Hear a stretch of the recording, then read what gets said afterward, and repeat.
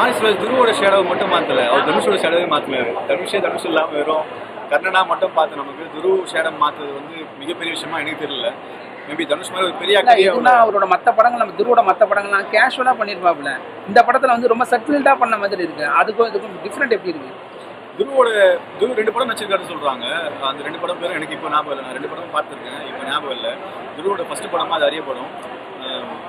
மாரிஸ்வராஜுக்கு துரு இந்த படத்துக்கு அந்த செட்டிலான ஆக்டிங் அட்வான்டேஜ் தந்திருக்கான்னு நான் ரொம்ப எக்ஸைட் ஆகாமல் கமர்ஷியலாக இல்லாத ஒரு படத்துக்கு செட்டிலான ஆக்டிங் தான் எப்பயுமே வலுவூட்டணும்னு நான் நம்புகிறேன்.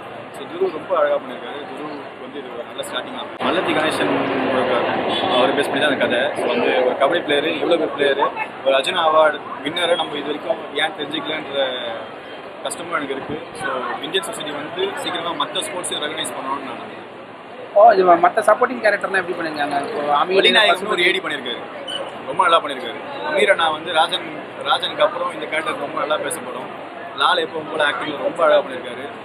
பசுபதி எனக்கு சீக்கிரமாக நேஷனல் அவார்டு கிடைக்கும். இப்போ 2 ஃபீமேல் லீட் பண்ணியிருக்காங்க, எப்படி பர்ஃபார்மன்ஸ் எப்படி இருக்கு?